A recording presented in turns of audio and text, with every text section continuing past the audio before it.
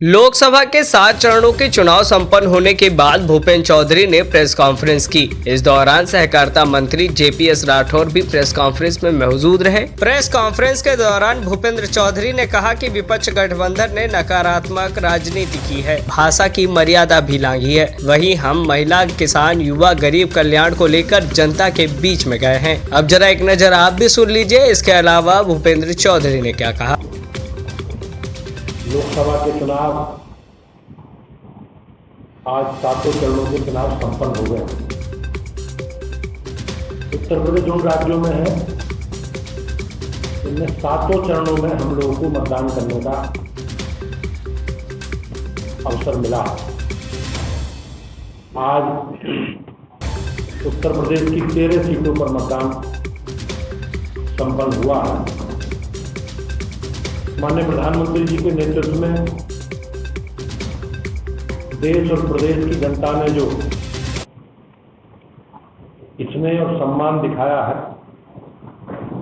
उससे हम सब लोग प्रसन्न हैं। जनता जनार्दन के विश्वास के प्रति उनका कोटि कोटि से धन्यवाद और अभिनंदन। भारतीय जनता पार्टी को जन आशीर्वाद की अनुभूति के पहले चरण से ही होने लगी थी। हर चरण में जनता जनार्दन ने मोदी जी के प्रति स्नेह उमड़ता रहा। 4 जून को हमें मिलने वाले वोट में इसकी पुष्टि होगी। चुनाव में जिस तरह से विपक्षी गठबंधन ने बंटवारे की राजनीति की, निचले स्तर पर उतरकर भाषाई मर्यादा लांगी, उसका जवाब जनता ने भाजपा को समर्थन में पक्ष में मतदान करके दिया।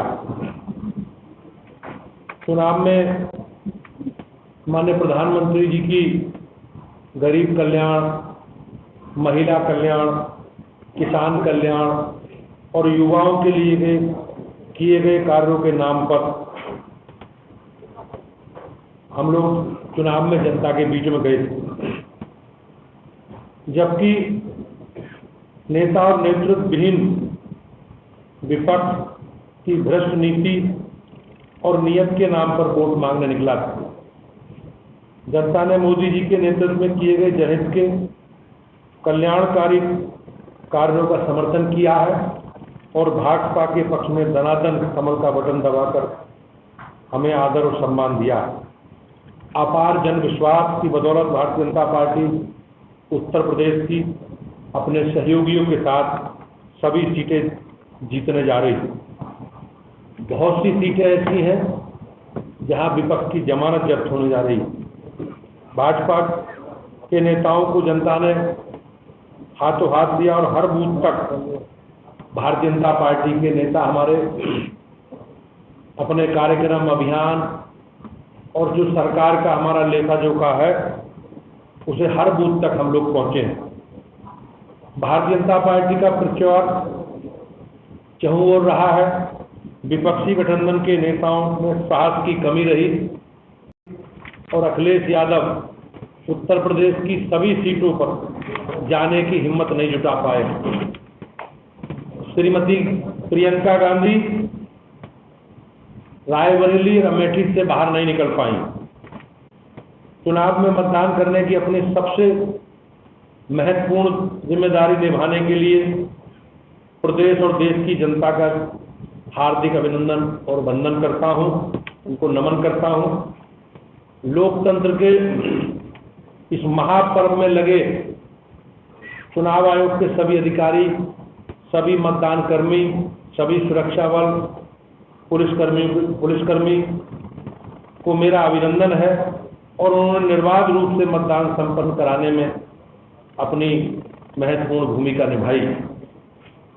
हमारी पार्टी की ओर से माननीय प्रधानमंत्री जी, माननीय गृह मंत्री जी, उत्तर प्रदेश के माननीय मुख्यमंत्री आदरणीय योगी आदित्यनाथ जी, हमारे राष्ट्रीय अध्यक्ष जी आदरणीय रक्षा मंत्री जी, उत्तर प्रदेश के दोनों मुख्यमंत्री आदरणीय केशव जी, आदरणीय ब्रजेश पाठक जी सहित सभी हमारी सरकार के माननीय वरिष्ठ मंत्रीगण, सभी विधायक और संगठन के वरिष्ठ पदाधिकारियों ने प्रदेश स्तर से लेकर बूथ स्तर के पदाधिकारियों ने अपनी जिम्मेदारी और कर्तव्यों का निर्वहन कर कमल खिलाने में अपना अथक परिश्रम किया।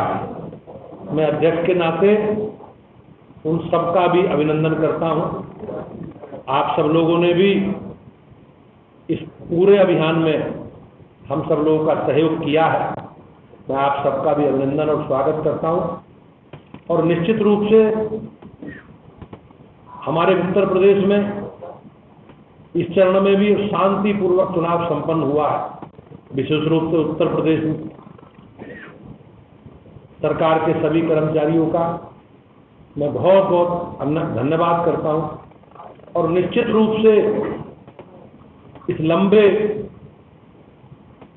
अभियान में हमारी पार्टी के असंख्य कार्यकर्ताओं ने अपने कार्यक्रमों और अभियानों के माध्यम से जन जन तक हम पहुंचे हैं।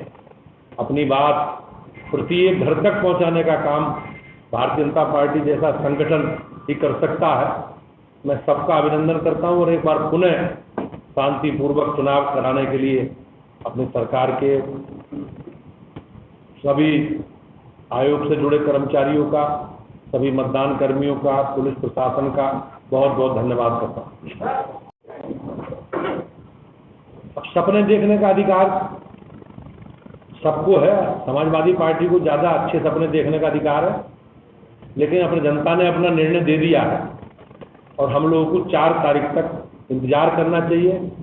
और आप 4 तारीख को देखेंगे ये लोग तैयारी करके गए दिल्ली कि किन किन मुद्दों पर सरकारी मिशनरी को, इलेक्शन कमीशन को, ईवीएम को घेरना।